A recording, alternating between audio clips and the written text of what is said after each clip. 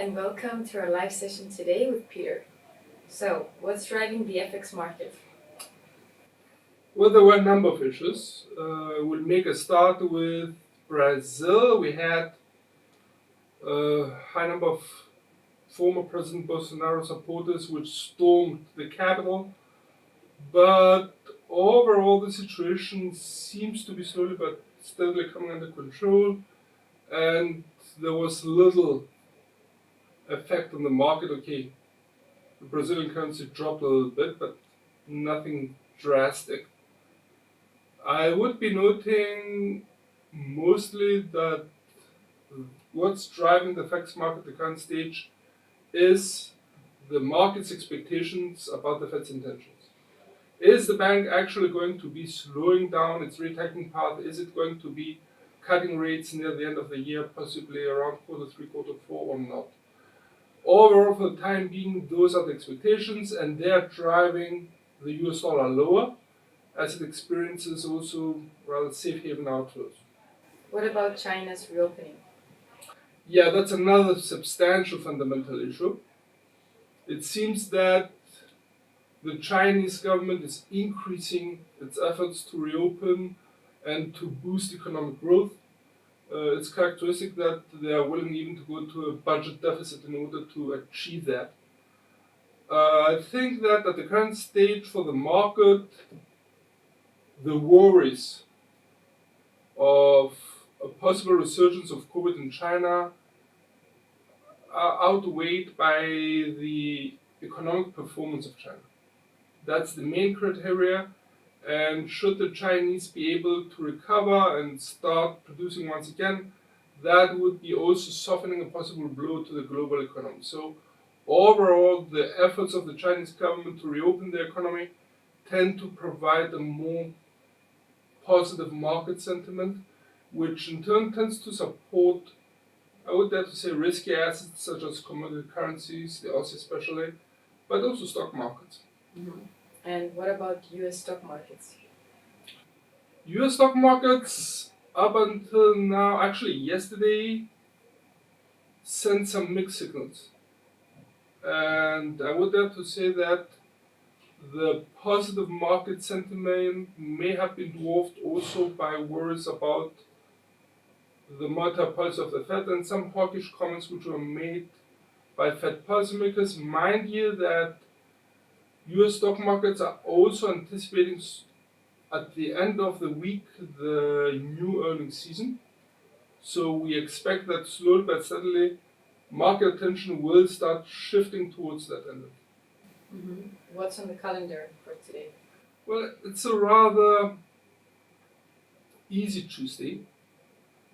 I wouldn't expect much today. We already had the GDP rate of Sweden and we had also Norway's CPI rates.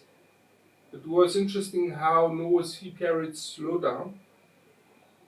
I would be noting in the American session the release of the AP weekly crude oil inventories figures just before the Asian session starts.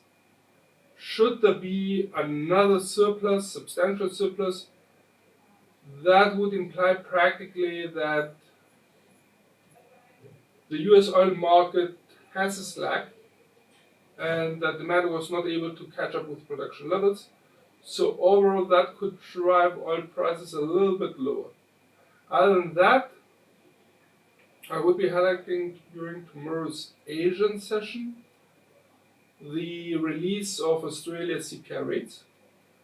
A possible acceleration for November could provide some support for the Aussie. While also from Australia we get the retail sales growth rate, and the possible acceleration, it's at the same time, could also boost the bullish sentiment for AUD. And how about the monetary front? Actually, the monetary front may be the highlight of the day. We have the Swedish central bank, Riksbank, actually organizing a symposium, and there are a number of policymakers from central banks around the world which are scheduled to make statements. Among them is BOE Governor Andrew Bailey, ECB board member Isabel Schnabel. I would be also noting BOC Governor Tiff McClem, and the highlight of the day that's in the early American session is expected to be Fed Chairman Powell. Market is, given it's also worries about the Fed's intentions, is expected to place considerable attention on Powell's speech. Now, should the Fed chairman actually sound more hawkish, that would be in contrast to the market sentiment. And if that's the case, we may see the USD getting some support. However, there is a very strong consensus among market participants about the Fed's intentions that they're going to be easing, and it may take an extra strong effort on behalf of Powell to actually reverse that sentiment. Mind you, that we had some comments from Fed policymakers yesterday, and I would be noting San Francisco Fed President Daly. She stated that she expects rates to rise above 5%. That would be definitely implying a slowing of the Fed's rate hiking path, but that would also imply that the end rate will be higher than the market expects. It would be also in line with the dot plot which was provided mid-December by the bank. And I would also highlight the comments made by Atlanta Fed President Bostic. He also expects that rates will be above 5%. The interesting part is that Atlanta Fed President Bostic, which usually is more of a centrist, is not so much of a hawk, he expects that rates will be at high levels for a very long time. And that would imply practically a prolonged monetary policy tightening on behalf of the Fed, which could have an adverse effect on the US economy. Thank you, Peter. Stay tuned for our next live session with Peter.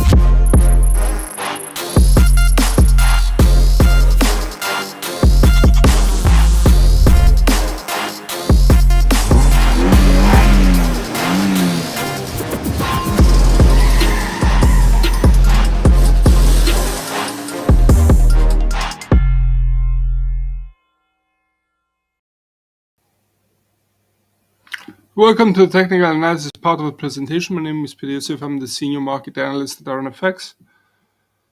In front of your screens, you have the US dollar index for our chart, and all charts to be presented are to be of the same time frame unless otherwise stated. Mind you that the US dollar index dropped slightly, breaking the 103.05 support line, now turned to resistance. It's interesting also how during the European session, the level also provided a resistance level as well. So more or less that confirmed its new role as a resistance level. Now we have to make some changes here. Definitely the 103.05 is going to be turning into the reds, a resistance line. Let's go hunting for a new ultimate support line. Unlocking the chart.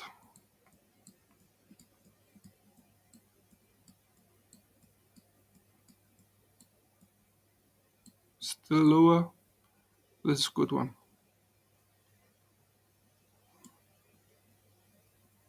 Keeping this drop here. Could go even a little bit lower in this one.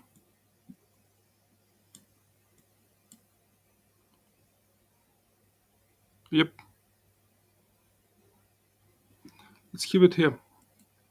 And that would be pretty wide from the S2, but at this moment symmetry is not the actual worries we have. Let's have a nice cool 100. Oh, that's definitely wrong. 99.50. Yep, 99.55. Locking this in, let's correct also the labels.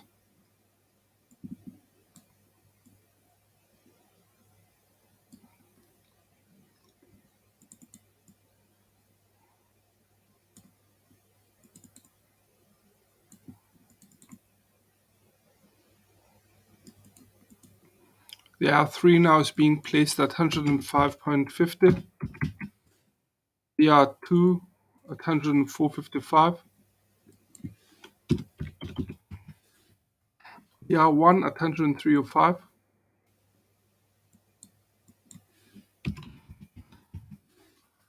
The S1 at 102.10.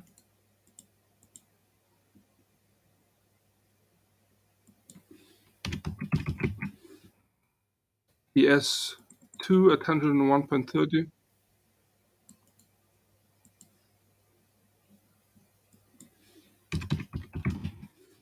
And finally the S3 at 99.50. Sorry, 0.55.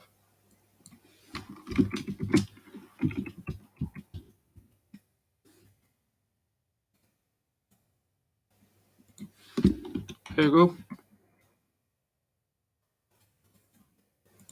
Locking everything in.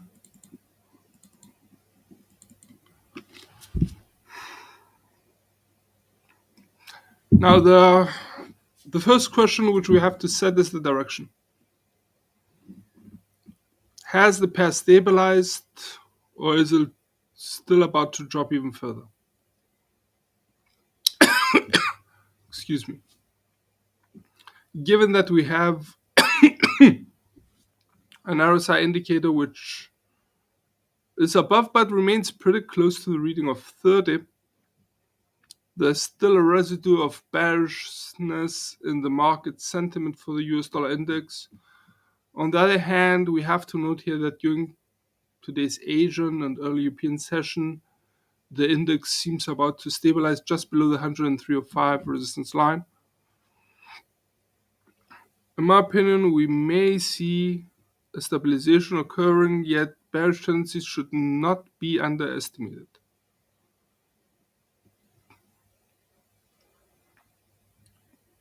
Should the bears actually take over, we may see the US dollar index actually dropping, breaking the S102.10 and start aiming for the 101.30. On the flip side, should the bulls take over, we may see the price action rising, breaking the 103.05 and start aiming for the 104.55. Once again, for the time being, sideways motion is expected, but a possible bearish turn should not take traders by surprise here. Also note that the bearishness of the pair seems to be enhanced given that we have all three moving averages, the 200, the 100, and the 20 moving average, all pointing downwards. It would be interesting to have a look at the wider picture if we drill out to the daily chart.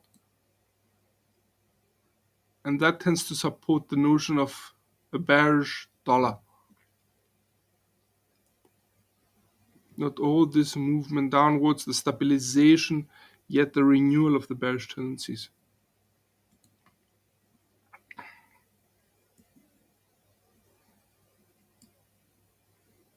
Okay, let's have a look at Euro USD.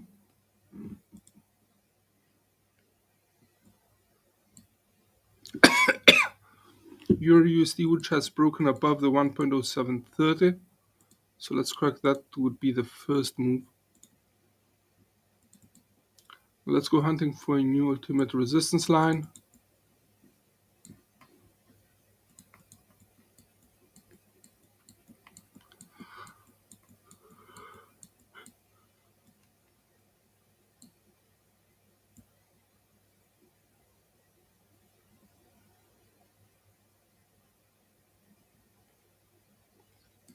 I would be keeping it here. Could be a little bit higher, could be set here. Yeah, that's it.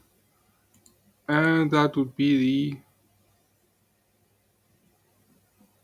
let's not be in a haste here. It seems that we could require a readjustment of the support and the resistance lines.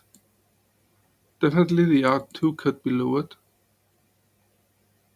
to this level.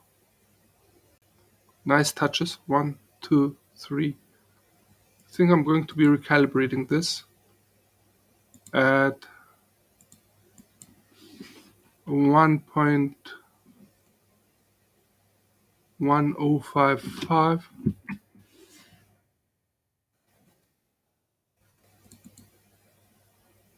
And this could be lowered somewhere here.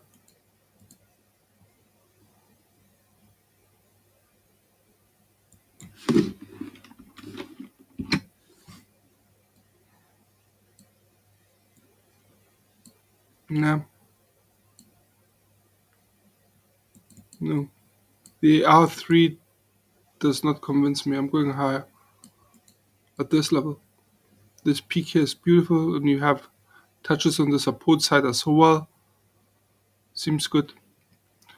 112.70 in red.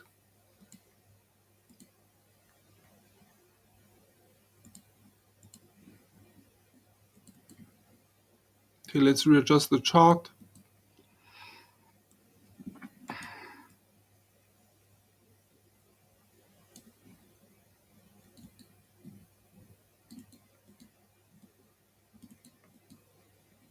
$1.1270 for the R3, 1.1055 for the R2, R1 now being placed at 1.0935.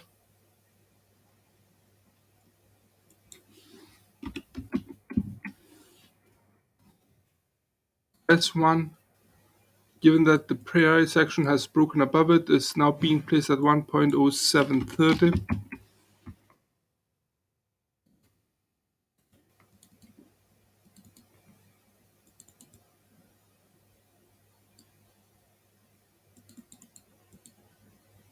Let's have a look at the S2 at 1.0580.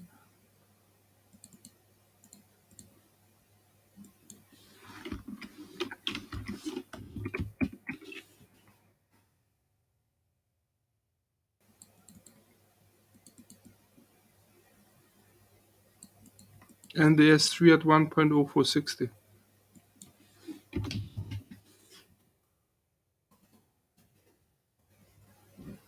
Now the price action has broken just above the 1.0730 resistance line, now turned to support. Mind you that the RSI indicator remains very, very close to the reading of 70. It's actually now at 66.5. So we tend to maintain a slightly bullish bias here.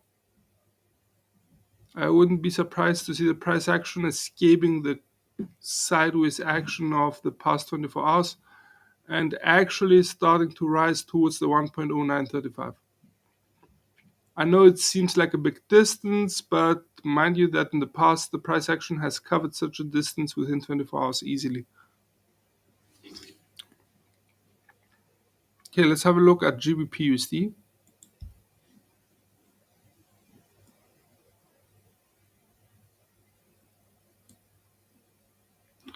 Now cable rose, yet stabilized, and remains within the spectrum of the 1.19 support line and the 1.20 to 20 resistance level. So more or less here we're talking about the sideways motion which is being continued yet near to the upper boundary. I would maintain our bias for sideways motion, yet I would once again be issuing a warning here about any possible bullish tendencies of the pair, given that the RSI indicator is pretty close to the reading of 70. Also note how the 20 moving average is showing upwards.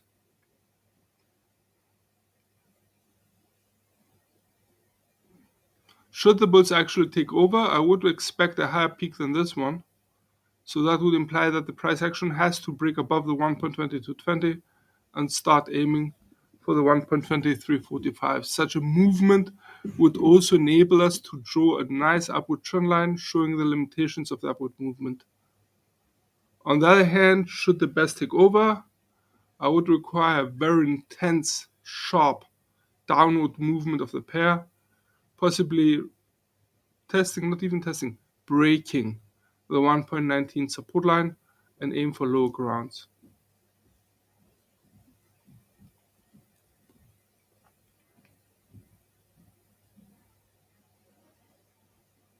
Okay, let's have a look now at USD and JPY.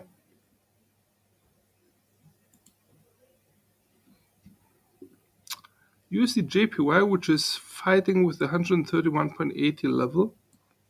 You can see it's practically revolving around it.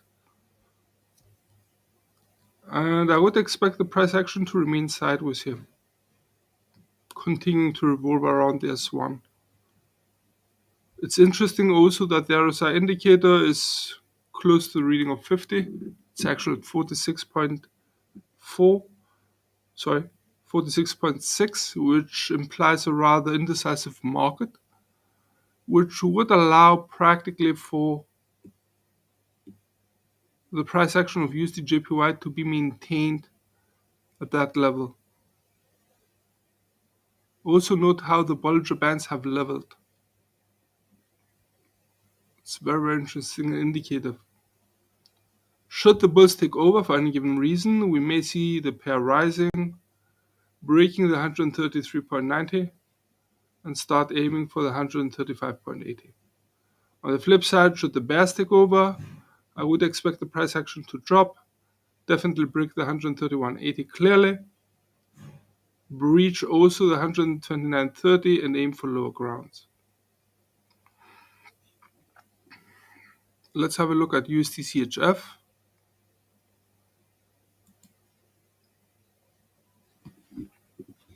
USD CHF, which also seems to be revolving around the 0.9210, could be a motion more or less implying a sideways movement.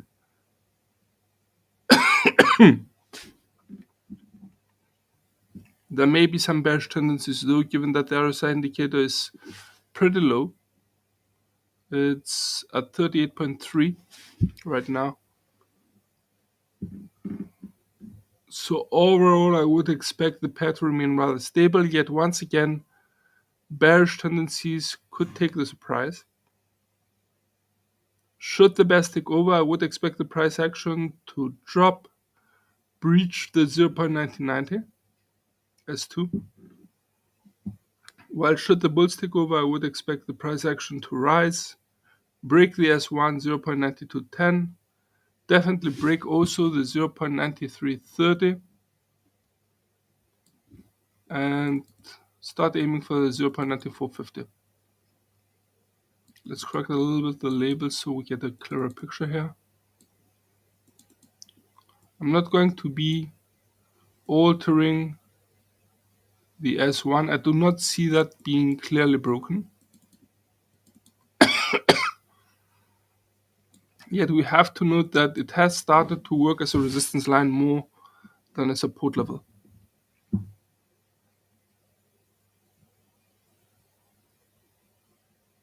Let's make the switch here. Changing the S1 to resistance line.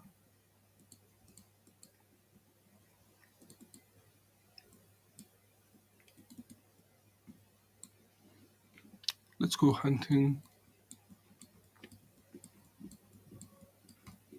for a new support level, ultimate support level, far, far down the road.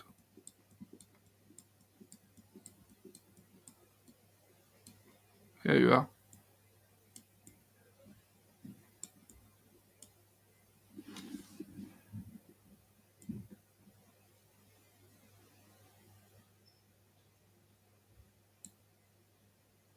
Yeah, I would be setting my sights on this true here. And that was on the 5th of January last year. In green.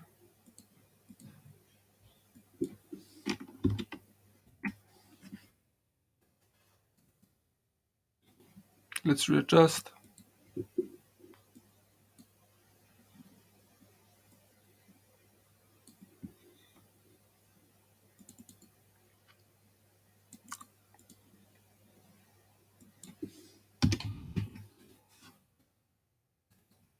Also the labels.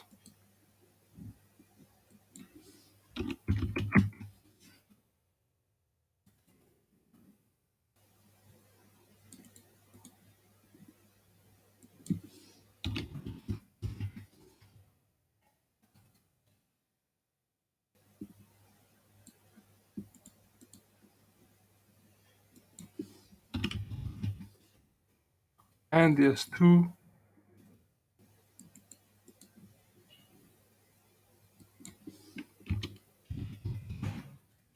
And the S3 at 0.8765.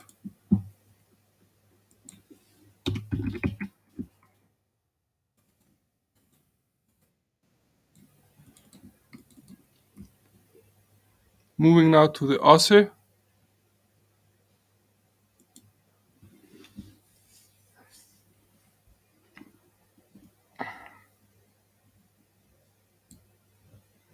Okay. Two elements. First, the price action of AUD USD has corrected lower after hitting on the upper Bollinger Band. That was expected. It was a scenario which we had warned about yesterday. On the other hand, though, definitely the upward movement seems to remain intact. Even should the price action correct more to the downside, it's still upwards. Very slight, but still upwards. Note, excuse me, how the volatility for the pair has risen. So I wouldn't be surprised to see the price action dropping even further, possibly breaking the S1 0.6880, but then rebounding higher, breaking once again the S1 to the upside, and start aiming for the R1 0.705. For a bearish scenario, I would require A breaking of the S1 0.6880, B, a breaking of the upward trend line here, C, a breaking of the S2 0.6740, the price action to start aiming for 0.6625. For the time being, the RSI indicator is still above the reading of 50, but it's dropping, and that should be noted, implying that the bullish sentiment is fading away. But it may take more for the upward trend line to be broken than just a fade away. Let's have a look at USD CAD.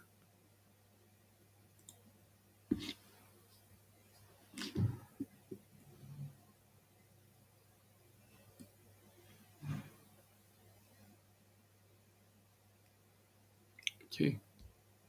USD CAD, which has not seen such low levels since the end of November. So we're talking about a 6-week low here.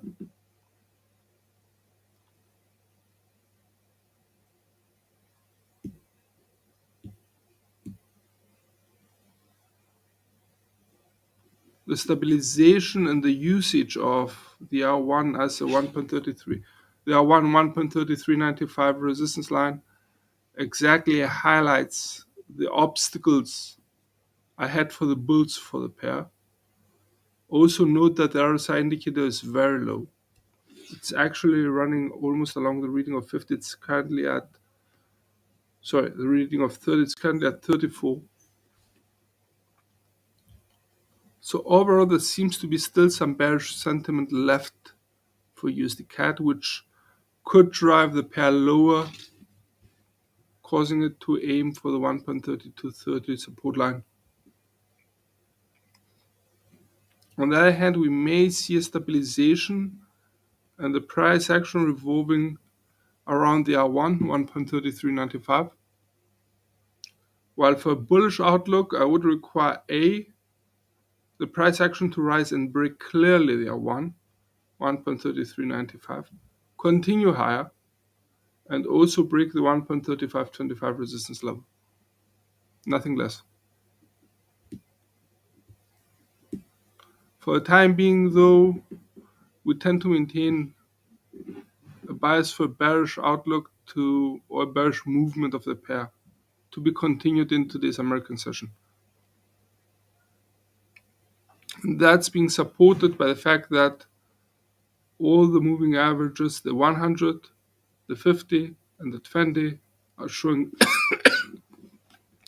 downwards, reflecting the steep drop of the pair over the past 2 days. While the RSI indicator, despite rising just slightly, is still at pretty low levels.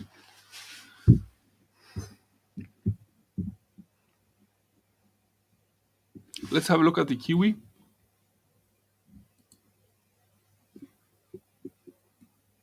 Also stabilization taking place between the 0.6440 and the 0.63, albeit we have to note that the price action is at a very narrow range bound movement here. We tend to maintain our bias for a sideways motion to continue. Some slight bullish tendencies should not be neglected, as the RSI indicator is at the reading of 62 almost. But for the time being, I think the sideways movement is to continue. Should the bulls take over, I would expect the price action to rise, break the R1 0.6440, and start aiming for the R2 0.6570. On the flip side, should the bears be in charge, we may see the price action of NZD-USD dropping, breaking the S1 0.63, and start aiming for the 0.6155. Let's have a look at XAU-USD, that would be gold.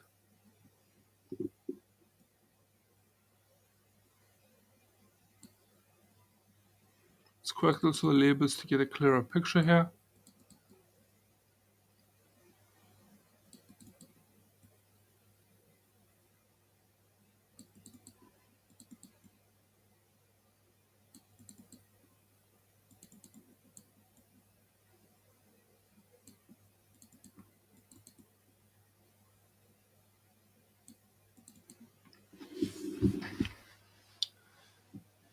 Gold's price seems to have stabilized just below the 1880 resistance line. We tend to maintain a bias for a sideways motion to continue. On the other hand, though, I would be highlighting also the RSI indicator. It's on the rise, and it's currently at 64.54, 55. So there are some bullish tendencies left in the market sentiment, which could drive gold's price higher, in which case we may see the price action breaking the 1880 and start aiming for the 1920. It's just beautiful how the resistance, the price action, fails to break clearly above the R1. It was tested a number of times in the past 24 hours, and I think we could get a clearer picture if we drill into the 1 hour chart. See that one test, two tests, three aimed for here, again here. Back to the 4 hour chart. Okay, the R1 was well tested, so that's a valid point as a resistance line. Yet I would like to have a look also where the R2 1920 actually rests at.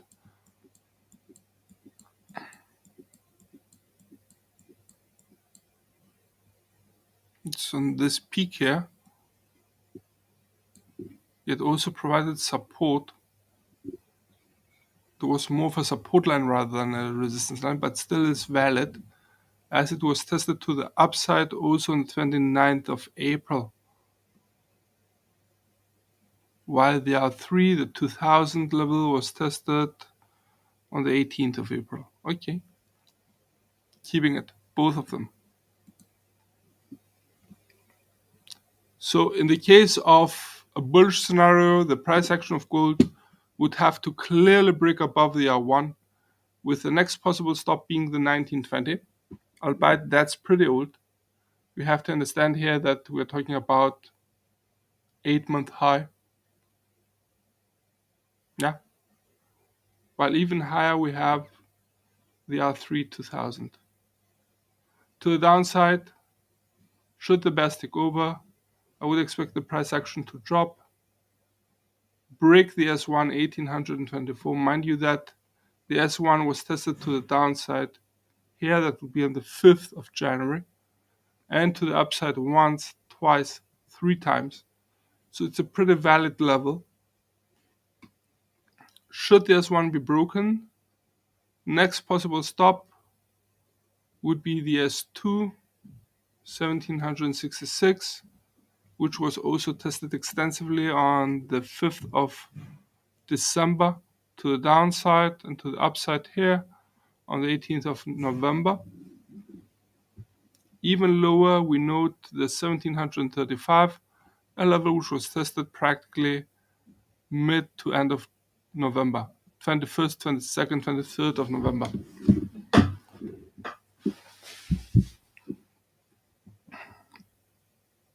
At this point, it would be interesting to note that excuse me, we have 3 elements which tend to support that the upward motion is to continue on a technical basis. The first is the fact that you have the 20 moving average, the 100 moving average and the 200 moving averages all showing upwards. The second element is this beautiful upward trend line, which was initiated on the 22nd of December, going upwards, guiding the precious metals price higher. However, it has stabilized here. The third element would be the RSI indicator.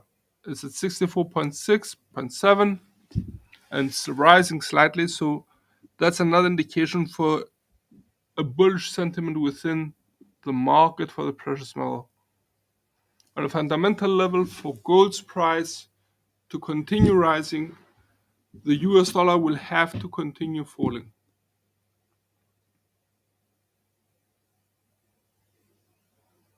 There's a negative correlation between the two trading instruments. Let's have a look at WTI. Okay, some corrections are required here. It's beautiful how the price action was halted at the S2 73.60 level. But the 78 has to be turned to a resistance line given that the price action has moved decisively lower.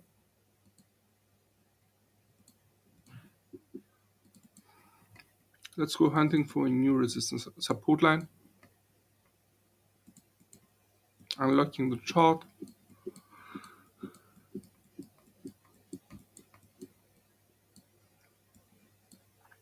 Have a beautiful throw here.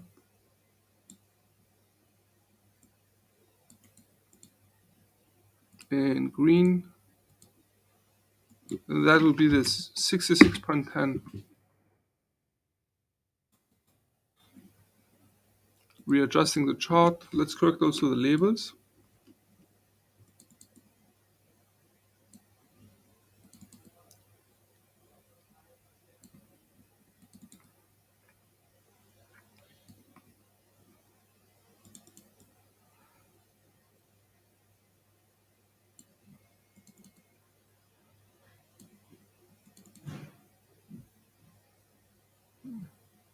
Okay, the R3 is now being placed at 89.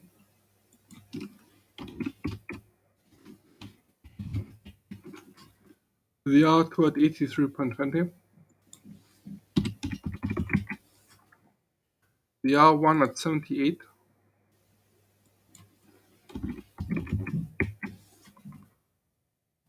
the S1 sorry, at 73.60, the S2 at 70.30, and the S3 at 66.10.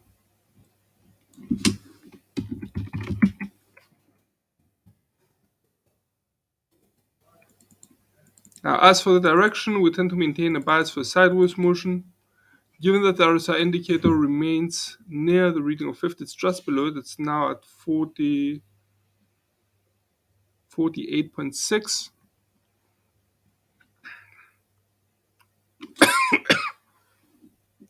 Also note that the price action maintained a sideways motion the past 48 hours. There was a slight rise yesterday, but that was corrected lower. So for the time being, a sideways motion seems to be in place here. Should the bears take over, the first possible stop would be definitely the S1, 73.60, which provides support here, here, here, here, and here as well. While the next possible stop would be the 70.30 S2 with a beautiful throw here, which reversed a nice long downward motion to V-shaped reversal.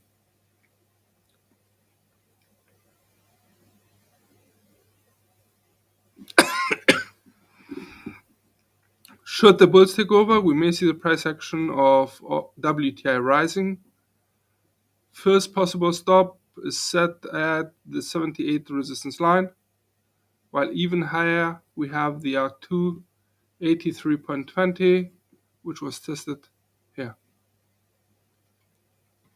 Okay, let's have a look now at US stock markets, and we make a start with Dow Jones.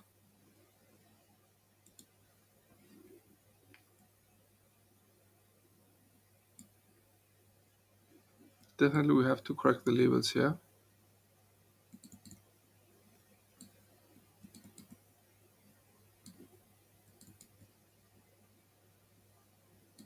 Okay, this one now turns into a support line,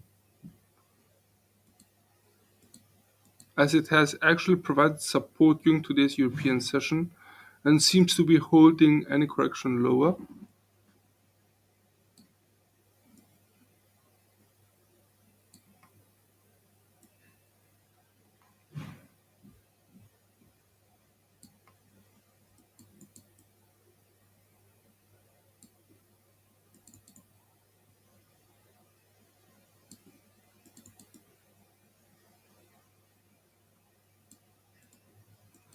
The S3 is now being placed at 31,730.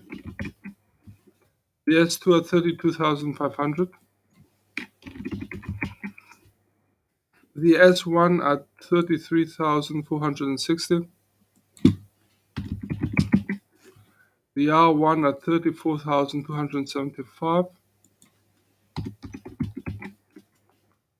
And the R2 at 35,500.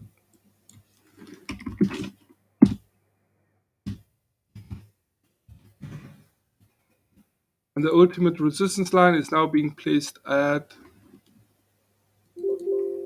let's have a look at that. Give me a sec. 36,460.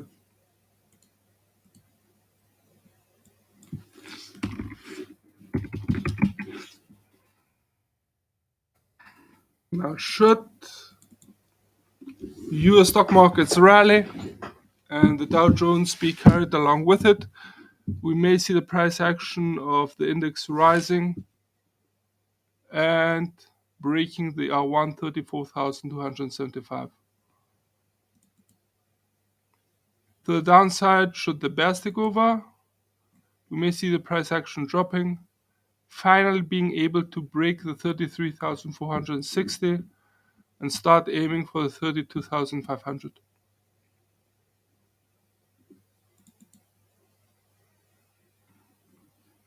Let's have a look at Dow Jones. Sorry, at NASDAQ. Dow Jones was the previous one.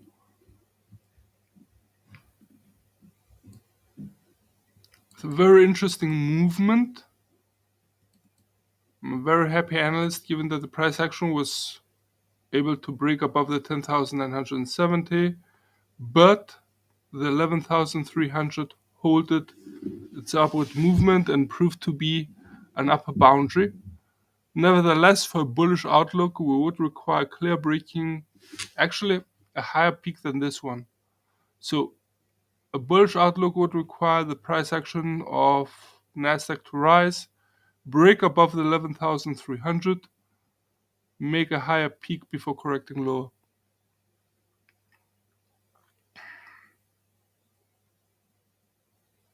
To the downside, should the bears take over, we may see the price action dropping, breaking the 10,970 and start aiming for the 10,440. Mind you that the 10,440 seems to be way off.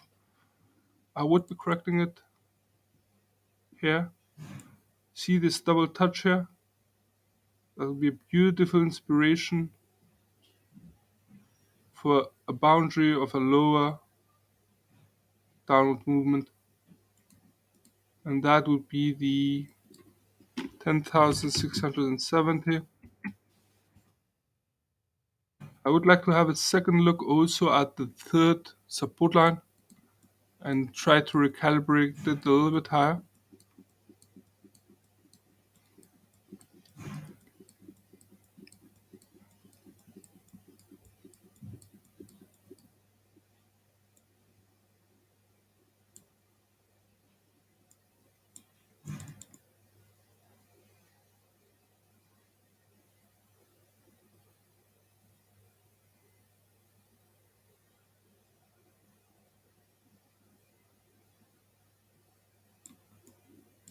There it is. Beautiful double peak here. Sorry, here. And a peak here. I'm keeping this level. And that would be the 10,315. Let's readjust.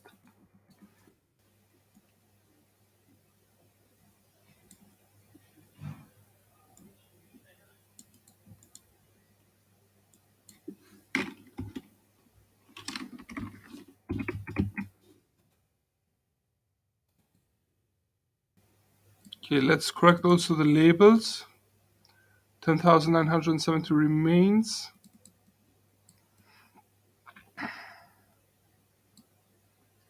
12,120 also remains. We could readjust the 11,785 slightly lower. I wanted to touch this peak here. Tends to imply a mid level, and that's at 11,735.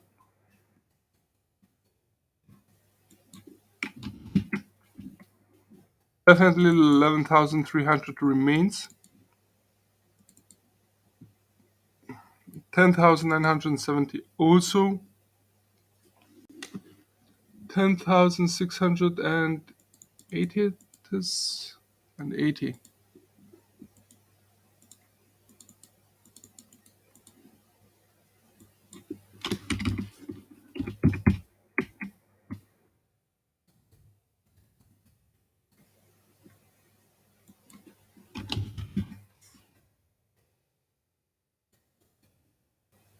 And the final level would be the 10,315.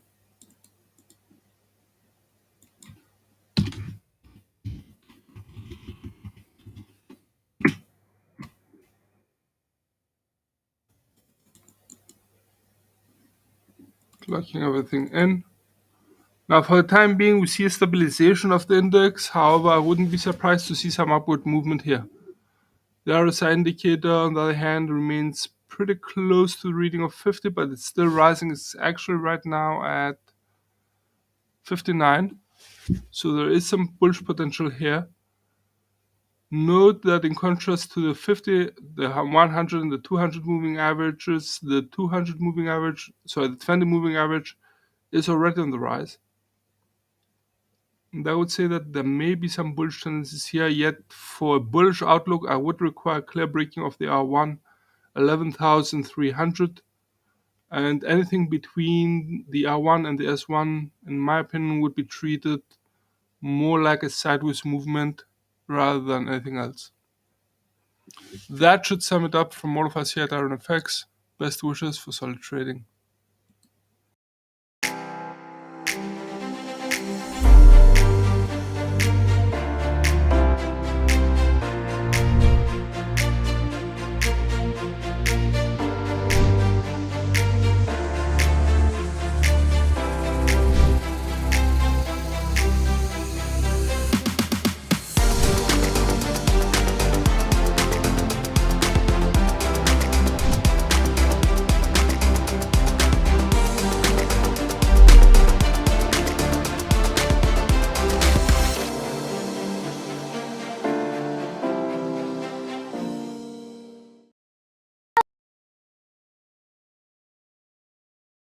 Hello everyone, my name is Emily and welcome to another video.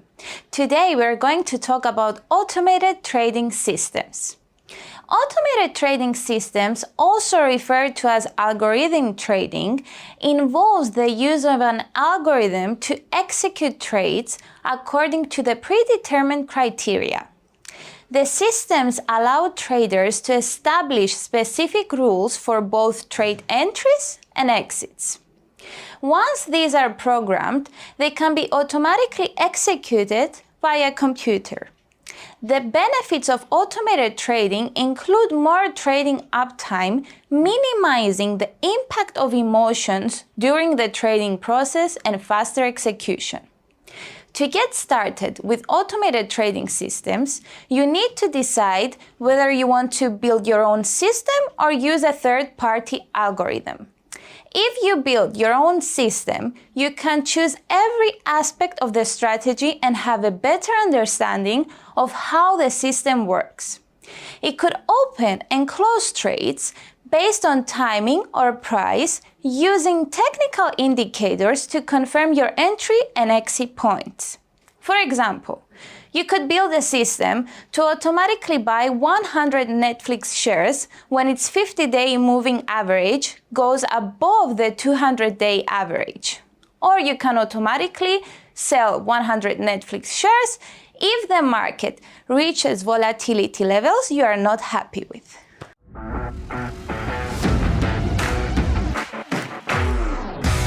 If you are not confident enough to build your own system, you can use a third-party solution instead. This works in a similar way to a self-built system, opening and closing trades according to set criteria. However, you will have less control over the customization of these parameters. Whether you build your own automated system or use one which has been pre-built, it's important to backtest it thoroughly to make sure it works in the way you want before you put it to work on the live markets. MT4 is popular if you want a third-party solution because MT4 provides a marketplace where you can conveniently access pre-built algorithms to get started with automated trading. It's important to note, though, that automated trading systems have some downfalls that you should be aware of, like the possibility of mechanical failures. For instance, if an internet connection is lost, an order might not be sent to the market. Automated trading systems need to be monitored because of the potential for technology failures, such as connectivity issues, power losses, or computer crashes. Automated trading system can experience anomalies which could result in wrong orders, missing orders, or duplicate orders. If the system is monitored, then situations like this can be identified and resolved quickly. Thank you so much for watching us today, guys. Bye-bye.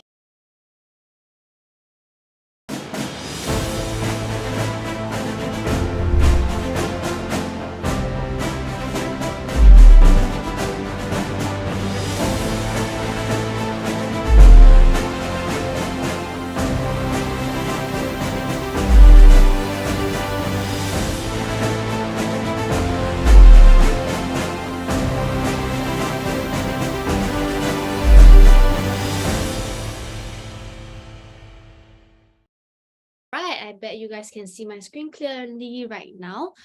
All right, let's start today's advanced stochastics oscillator strategy. Okay, let's take a look. This is my profile. You guys can just be open and also type in the chat box. So we are looking at today's agenda. So we have an introduction of stochastics oscillator. We also have the best settings used for stochastics. And thirdly, we have the secret strategies that institutions actually use and look at. And lastly, we will be using stochastic oscillators to actually identify divergence. So what exactly is a stochastic oscillator? So some of the background of stochastic oscillator is that it's actually a popular momentum indicator developed in the late 1950s by George Lane.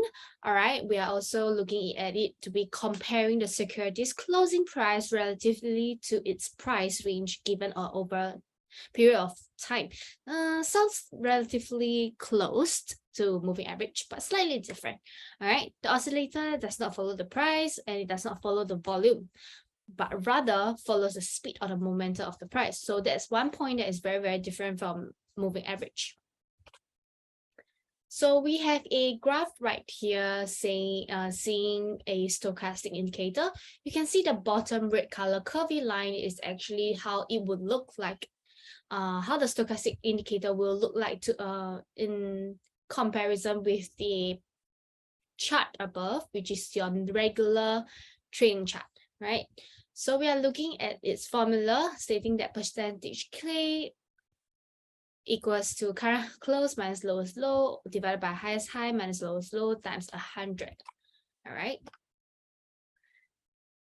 We are also looking at, so stochastics has two components. You will have percentage K and percentage D, which is shown in the bottom figure. So because the fast percentage K can be choppy, we will be smoothing it by applying an X-period moving average. All right, therefore finding ourselves with a slow percentage K. And then to get the signal line, we smooth the data further by applying another X-period moving average to slow percentage K. And now we have percentage D. So now we will be, in whole stochastics, we will be seeing two visible lines, which are the slow percentage K and the slow percentage D, which we see right here in the figure. So right in the figure, you can see the green wavy lines are your percentage D, K, and our dotted lines are actually our percentage D. So the best settings, or rather the default normal settings for stochastics used are normally 5,3,3. So you'll be seeing that these numbers will appear on the settings of the stochastics indicator when you are using any form of trading chart website, trading chart app. All right, so readings are more than 80 will indicate the price is near its high, and readings that are above 20. So readings that are smaller than 20 indicates that the prices are near the lows. So we have an upper bound and a lower bound kind of range thing. So we are looking at percentage 80 and 20. All right, the security that is overbought when percentage K moves above 80, and security is normally oversold when percentage K line moves below 20. I think it'll be more graphical once you get to see it. So we will look at it in a while. So some of the secret strategies that institutions use, or sometimes I do showcase in some of the webinars that we have had where I use stochastics as the indicator, will actually include the uncertainties of their estimates and analyzing how portfolio performs during a volatile and uncertain market. So we are looking at something that is called the hidden support and the resistance. So backtrack a little bit, we are looking at basically on this slide, we are saying that we are looking at highs that are 80 and lows that are about 20. So we are looking at these two as resistance and support. However, if you are looking at how the price reacts and the momentum it carries in the stochastic indicator, you can see that on these four red color highlighted areas, or rather price and reactions, are the peaks of the reaction, right? So we can see at the peak of the reaction, we are seeing that actually at the peak, we are looking at 93.52, way above than our normal range that we're looking at 80. So in this case, if you are stopping yourself or letting go of your buy in and letting go the price where it hits 80, in the range, that would be ignoring hidden resistance that are actually like 93.52, or it would cut short your own profit that you could have possibly made, right? So in this case, we can see that the 1, 2, 3, 4 touch points on the peaks of the graph. All right, so on the 4 touch points, they are all in line and forming a new hidden resistance of 93.52. So we are also looking at the actual chart of dollar franc in H1 time frame. We can see that it's a very nice upward sloping trend.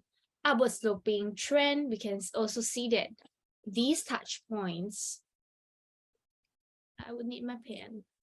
You can see that these touch points could also relate to the chart right now.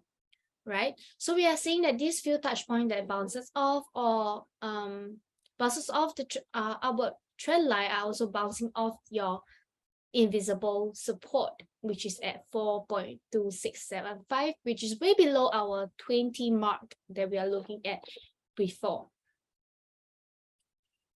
So you can see that. Let me just clear the drawings. Okay, so we can see that in this case, we can mark this 4.2675 as a support in our resistance.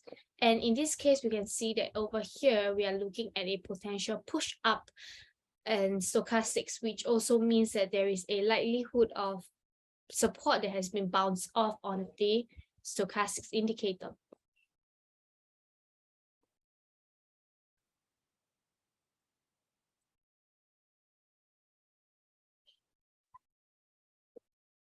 Okay, so this is what we are looking at identifying divergence.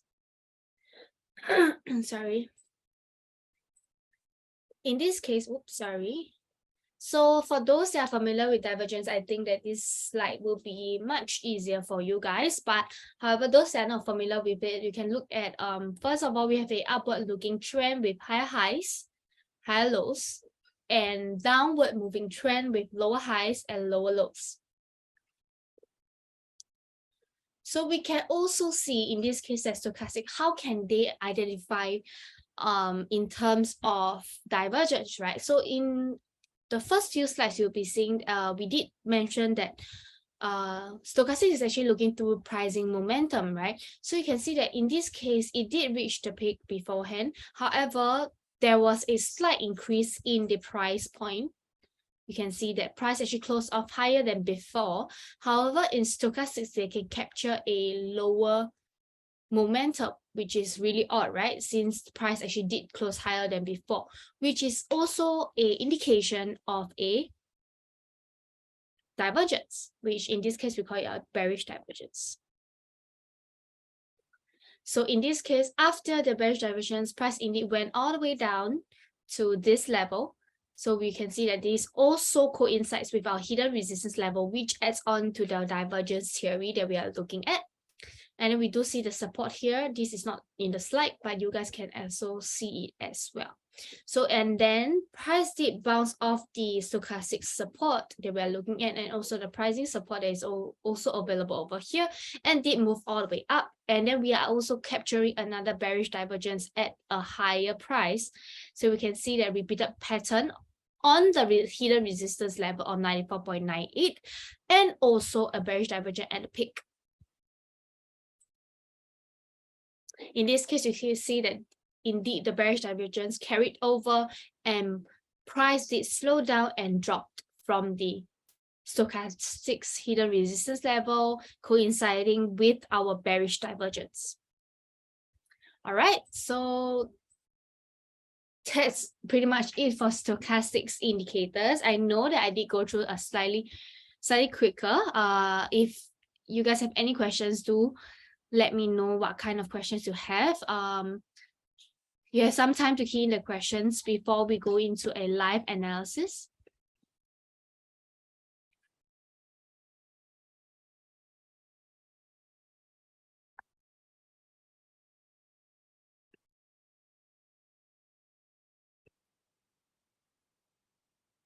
Yeah, I see that there are no questions. Then I will be sharing my screen right now to the chart.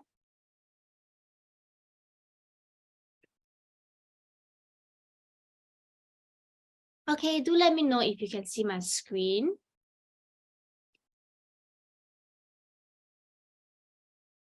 Oops, sorry. Oops, sorry.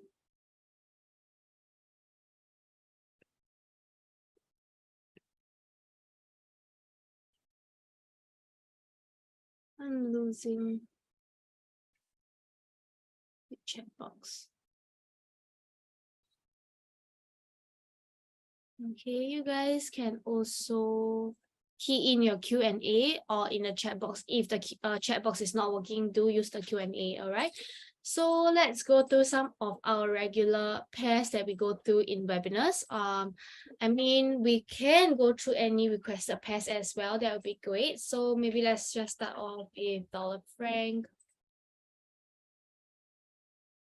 Let's take a look at the weekly chart. Hopefully you'll be able to use stochastics in this case as well.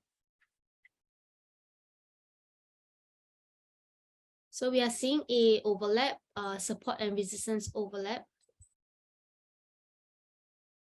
We are also seeing a key resistance level over here. We'll take the first closing price as well. So it'll be 1.00153. We're currently looking at a dollar franc weekly chart. All right, so let's look at daily. We can see that for now, we are looking on terms of the daily, we are seeing that price is actually moving in between these two price. So we're looking at 0.93 and 1.001. So this is a not, in terms of the daily chart, is not super trending. We are looking at a sideways moving kind of trend. However, if you take a closer look in the H4, you can see that it's moving down slightly. We are looking at a potential channel, I believe. Let's try out. Yep, we are looking at a downward moving channel. A bearish channel in this case. However, I would say that currently price is right smack kind of in the middle of the channel. A bit unsure. The market is a bit unsure of its goings, and we can see the price do react a fair bit on this level of resistance at this price of 0.94312. All right, this is something that for those that are carrying on with a dollar franc trade is a price point that you guys have to take note. It does seem like the price has difficulty bouncing all the way up to the resistance that we have at this level. However, I think we do have to take a closer look on where it's going. It looks like on the H4, it is still moving a sideways with a underlying bearish momentum. Let's look at another pair. Maybe Aussie dollar. Okay, let's start from the weekly chart.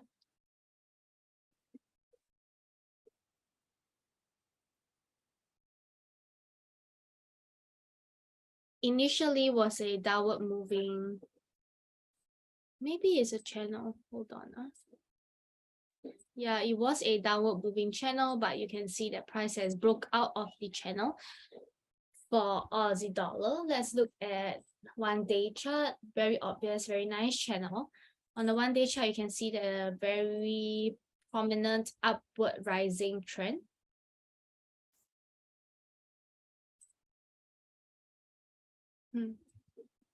Not a very nice trend line, so we'll leave it.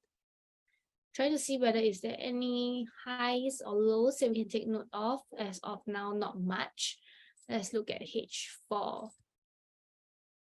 Okay, so we are seeing a upward moving channel.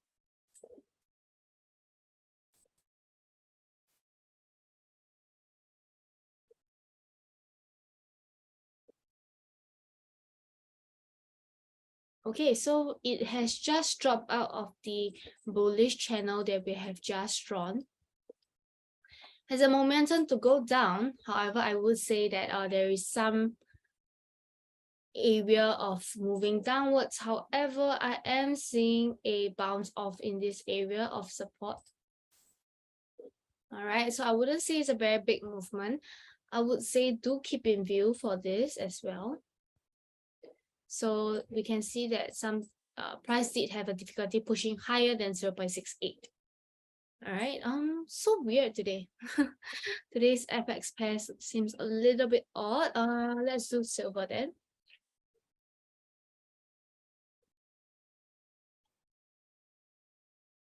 Okay, for silver, very obvious levels here in terms of support.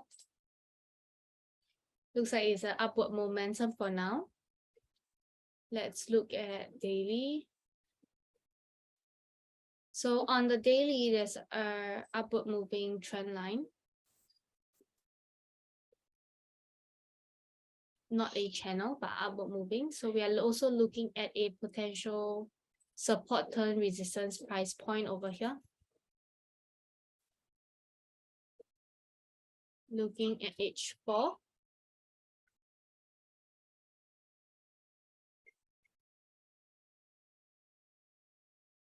Let me just redraw the trend line.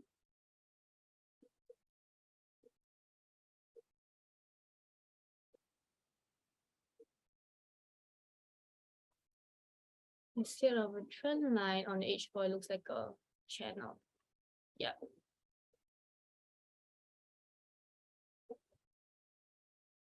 So in my viewpoint,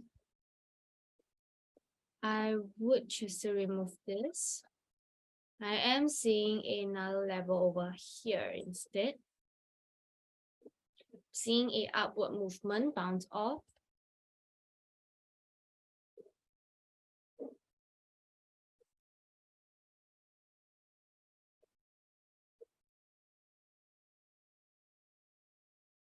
And I would like to keep my stop loss slightly closer.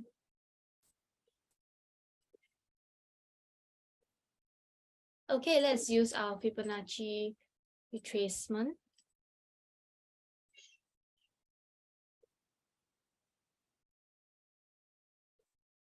So we are looking at a potential bounce off in this area.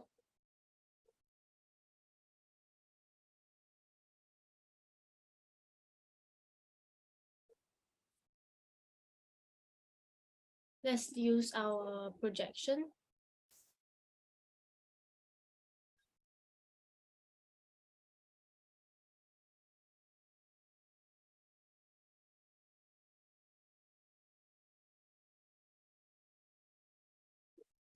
Drawn wrongly. Okay, so 127.2 coincide with our retracement.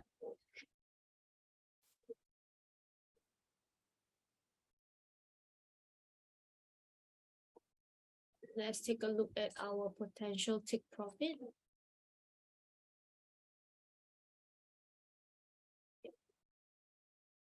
Looking just nice at the candlewick range. Take a look at stochastics. So you can see that in this case, let me show the setting. The blue is percentage K and D is percentage D. And then we are looking at possible support levels.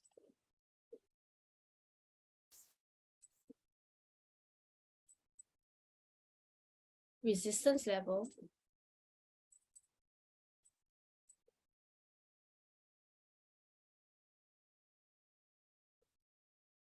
All right, so there's a chance where we can see a bounce up from here. Sorry, the support can be slightly lower. Right, so we are seeing that there's a chance where price will drop slightly a bit more and then we will bounce all the way up to our take profit. However, you can see that I'm paying out the resistance to be 96.21 and support to be 56.1. All right, this is what I am looking at right now. Sorry.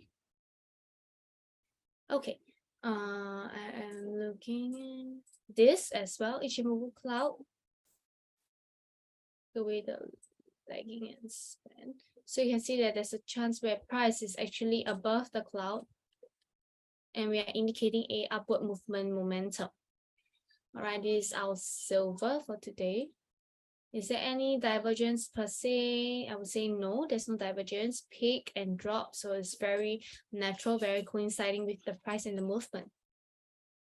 All right, this is silver for today.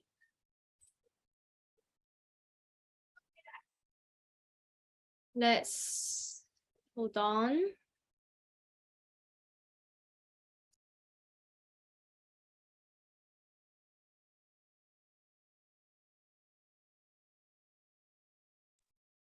Okay, I think it's fine now. Let's look at gold.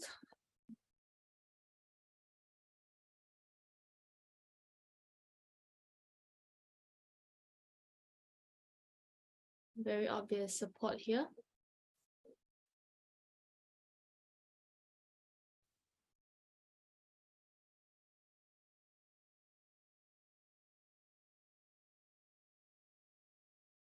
Previously was on a downward movement.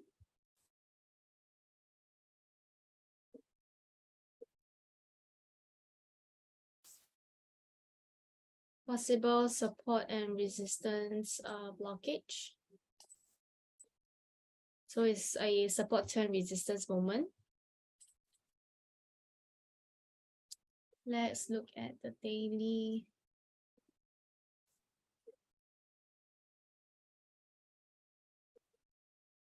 Nothing much to be captured here. Let's look at H4. Well, there is something that I'm seeing a slight upward moving momentum for gold in terms of channel. We can see that there is a support turn resistance level here as well. You can see that price did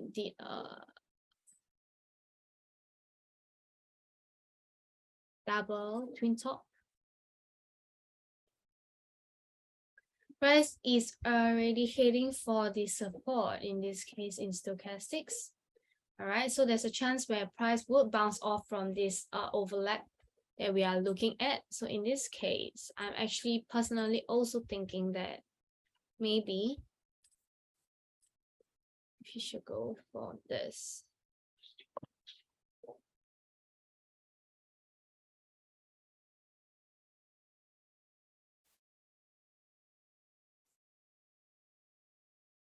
And then this one, in this case, I would and could put according to Fibonacci projection for our stop loss.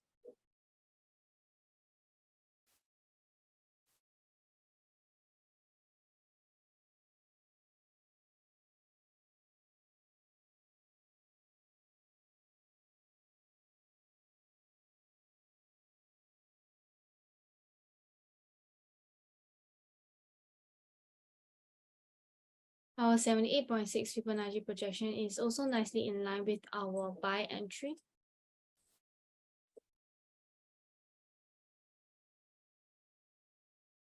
You could keep your stop loss higher if you want to. However, I think it would be just nice as it's slightly below the channel, and it will show a lot of indication if it really exceeds that level in price. Price is also holding above our cloud.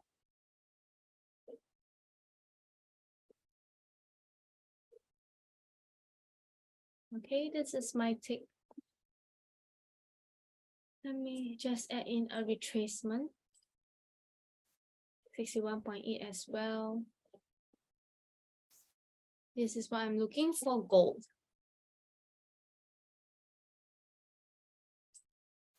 All right, as of now, do we have any questions?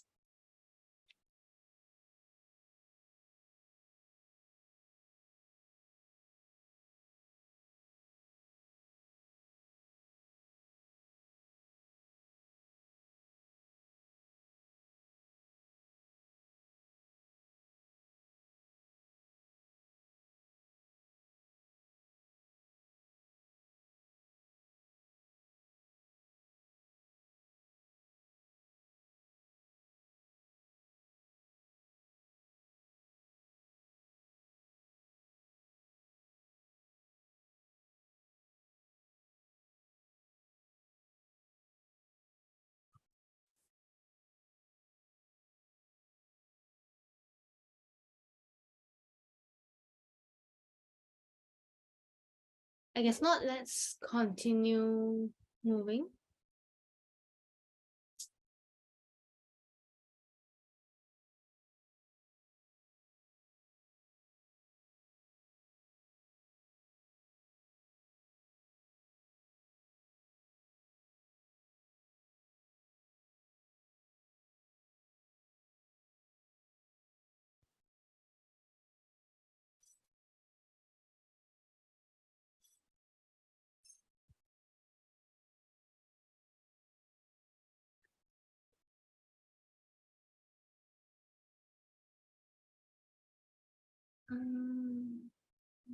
Let's do Kiwi dollar.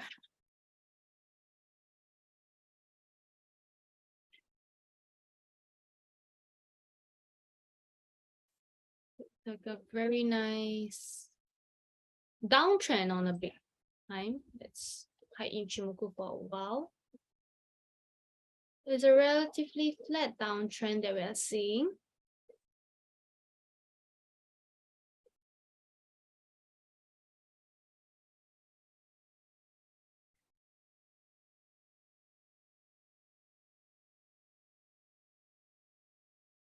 Some form of resistance over here. Completes a V-shaped recovery. Let's look at H4.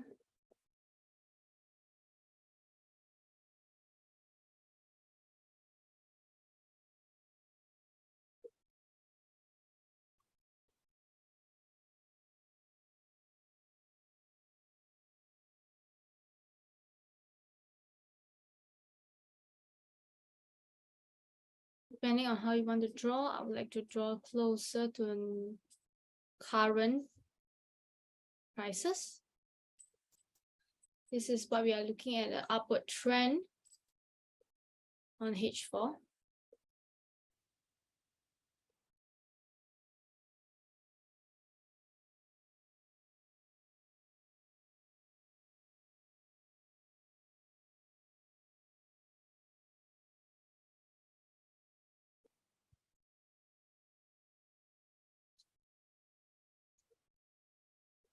We are also seeing a indication of support here. So many touch points for this.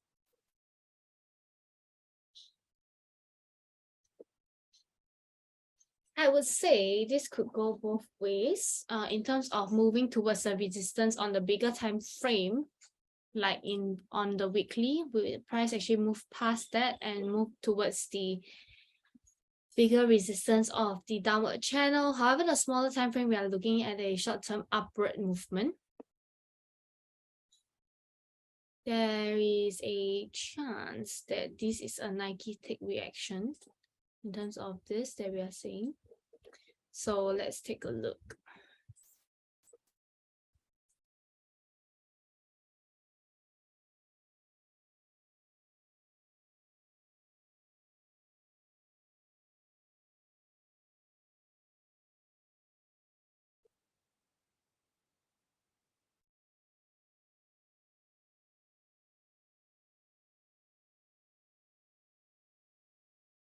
Similarly, like a Nike tick reaction, however, it has been played out back to here. So we are looking at this retracement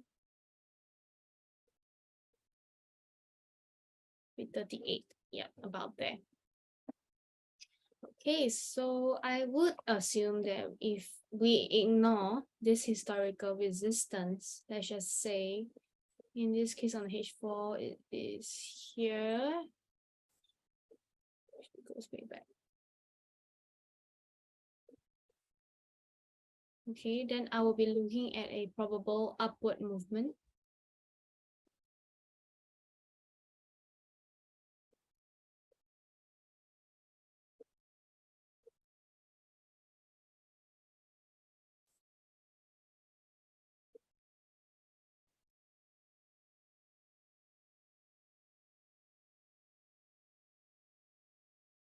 Sorry, my screen just went black. Hold on. Okay.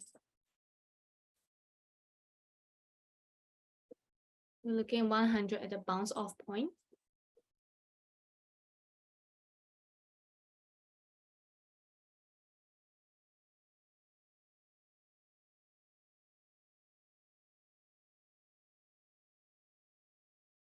1272 to be a stop loss.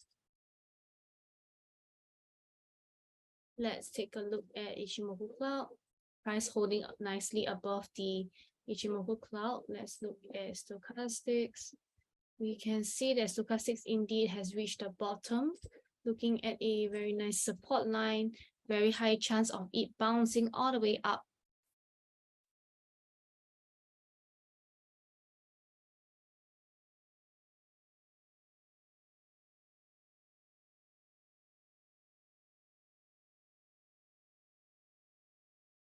Okay, so we are looking at this bounce up, and we are also identifying resistance over here. We can see that actually the real support for this resistance for Kiwi dollar is actually 12.88 instead of our 20. All right, this is what we are seeing for Kiwi dollar.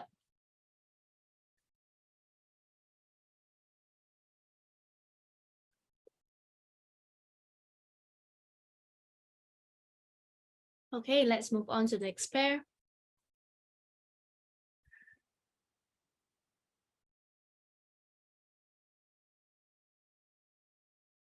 Let's do unusual pairs like Aussie Kiwi.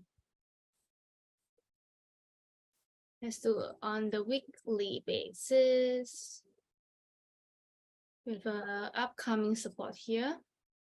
Strong decline from the resistance here.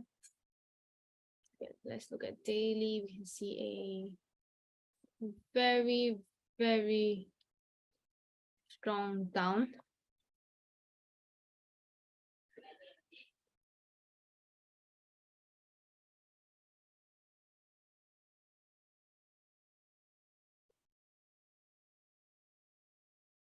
So look at H4.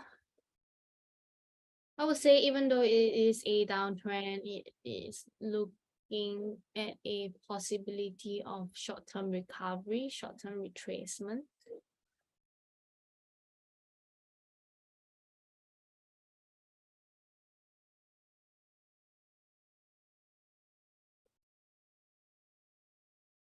Let's take out stochastics first because I want to see, is there any chance of divergence?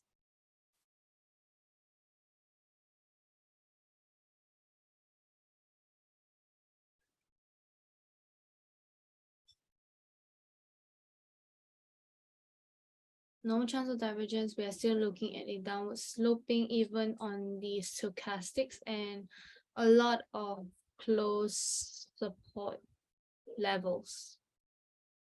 However, I do see that there's a chance for a small bounce up.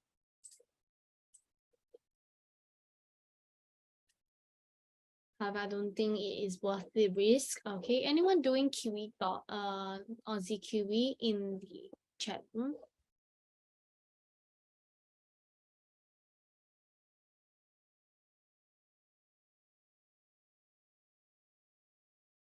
I guess in this case, we do not have any. So maybe let's just skip the pair. Let's do Frank Yen.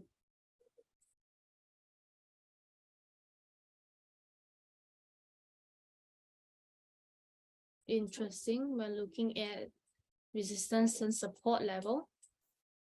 Let's look at daily. You can see that actually price is moving up and down between these two levels.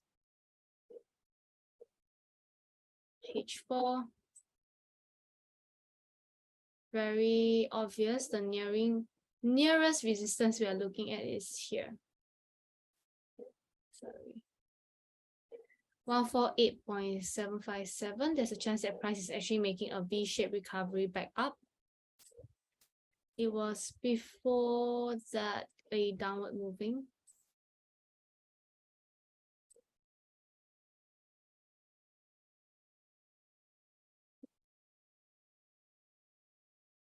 There's a chance that the price would exhaust in a while. And there could be a way better entry. So let's just take a look. It is indeed true that price has reached its resistance. Is something to be aware of. All right. So there's a chance that the burst of the bounce from the support of 142.986 has been exhausted. So I would say that it would be better if we take a precaution on coming back for the testing and bounce up again. So my opinion is that if there's a chance that it drops back down, we could go in from here and taking profit at here. So we're looking at a 38.2% drop back, looking at a 50% stop loss.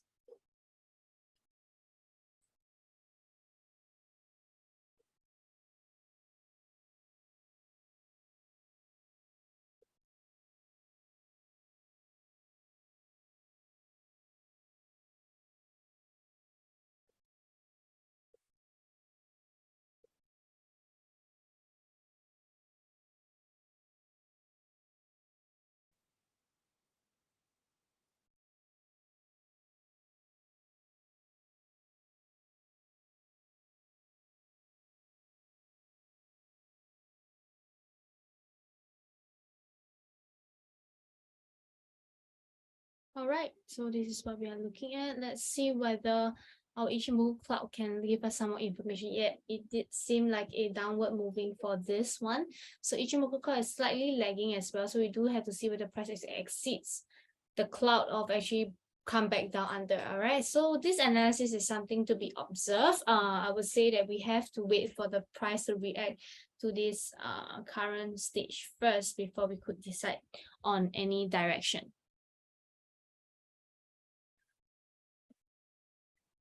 Okay, let's look at another pair. Dollar cat it is.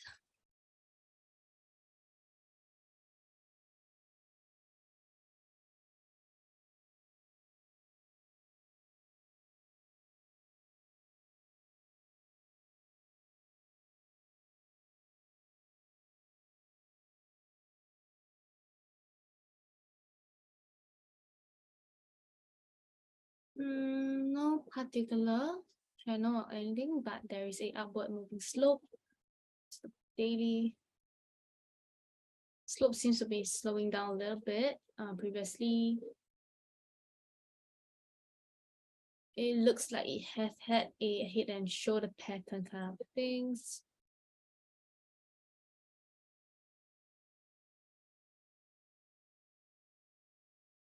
Yep, did react up to it a little bit and then picked up the momentum again. Looking at a potential support over here. Let's look at H4.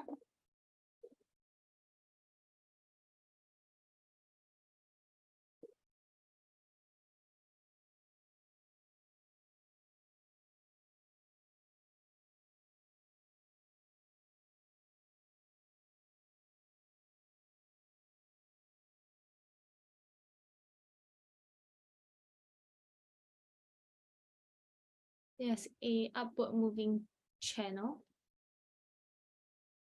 There's a chance that it would have dropped down with the exhaustion of the stochastics as well.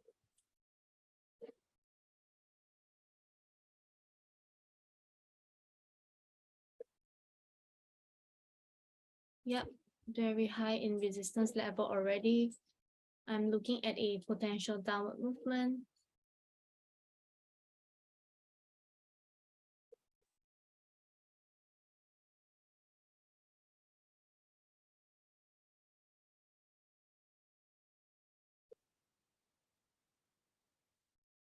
Would still want to keep my price within, as in my take profit within the channel. So I would put it slightly above and on the dot of the support, the resist of the channel, and my stop loss just right below as the support as well.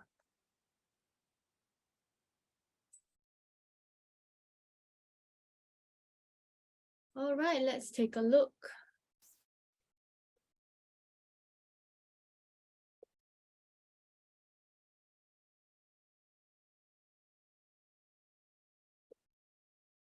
One, 100% for take profit, and we're looking at 127.2 for stop loss. Let's take a look right now for entry. 100% for entry as well. Very nice triangles.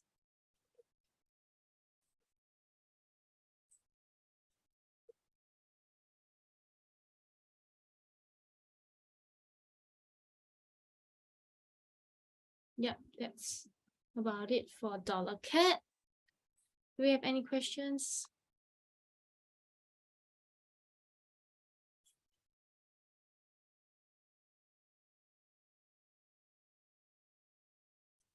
Okay, I guess not. Let's look at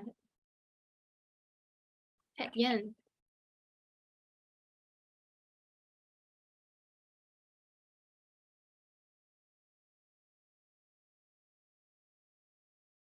Upward moving as well, resistance here as well. Let's look at daily. Let's change this to red.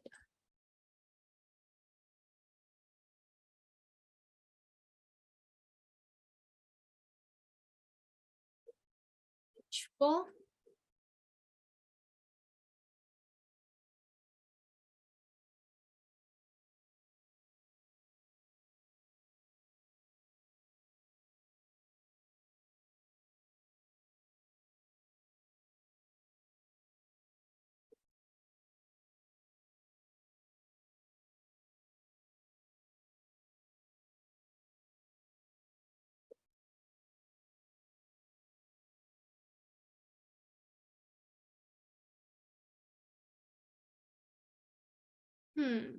Interesting. I think on the H1 you'll see a slight triangle. So on H1, you'll be looking at this instead. Let's just do a small analysis on H1.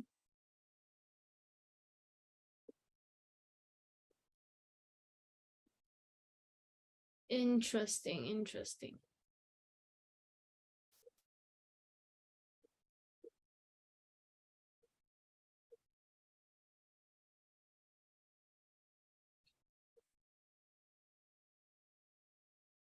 Looks like it's more of a downfall for the short term.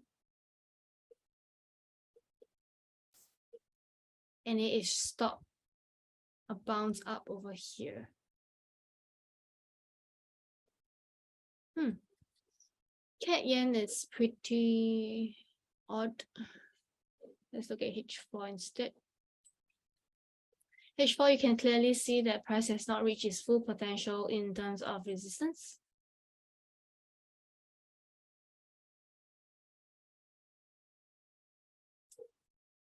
Still trying to climb upwards. I would say for the short time being, it will be pretty hard. However, if you're looking at a longer time period, you could see that there is a chance of bouncing up. However, it's not a very big entry. I would say the risk is not very worth it.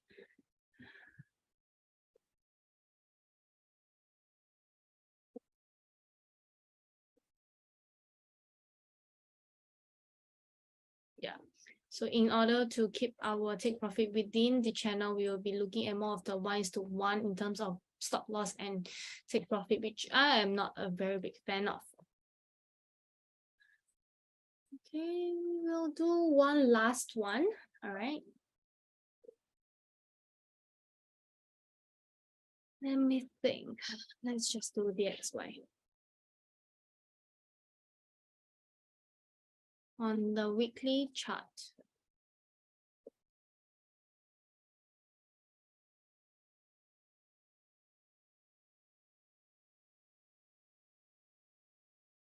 Upward moving as well, strong downturn after.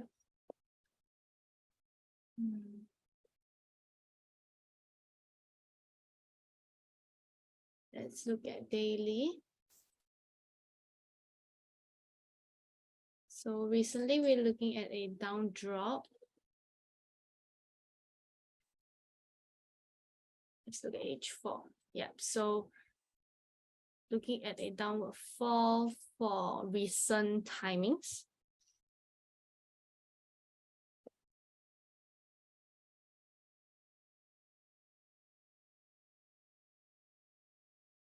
Short-term downward, we can look at long-term upward, but let's do the downward first.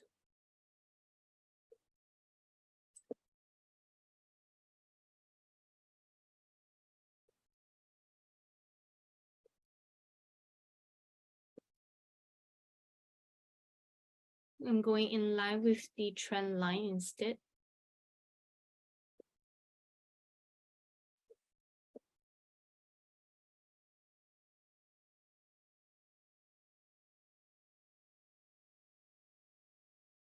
Let's use our Fibonacci projection.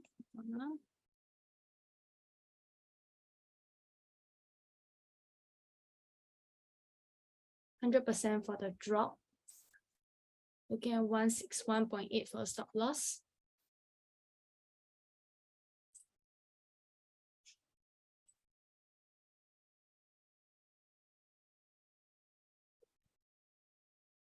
%100% for the take profit as well.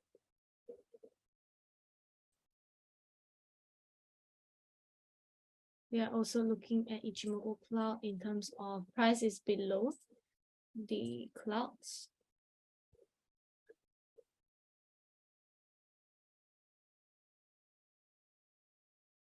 We can also see that stochastics right now is at the resistance. We are highly likely heading for a drop. Very beautiful resistance for this case.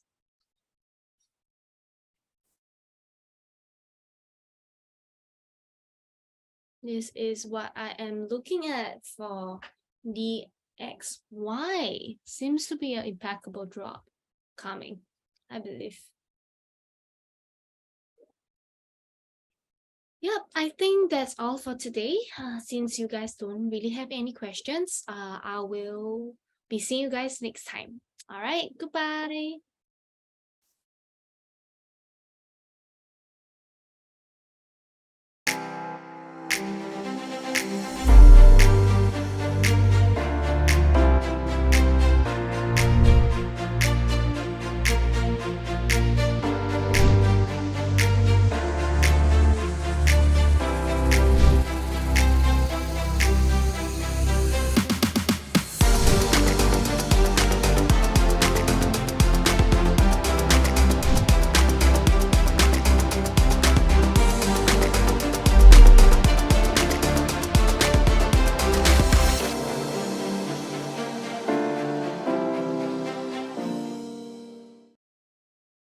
Hello, my name is Christina, and today I will talk about leverage and margin. Leverage is having the ability to control a large amount of money, using very little of your own money and borrowing the rest. It is like a loan that is provided to the trader by the broker. Leverage is expressed as a ratio. Margin is the amount of money needed to open a position with your broker. Basically, it's a down payment on a trade and is usually expressed as a percentage of the total value of the position. Most forex brokers say they want a margin of 2%, 1%, 0.5%, or 0.25%. Essentially, with leverage, you're able to control a large position with a small initial investment. For example, you have a $10,000 trading account and you want to put up $1,000 as your down payment. The $1,000 is your margin.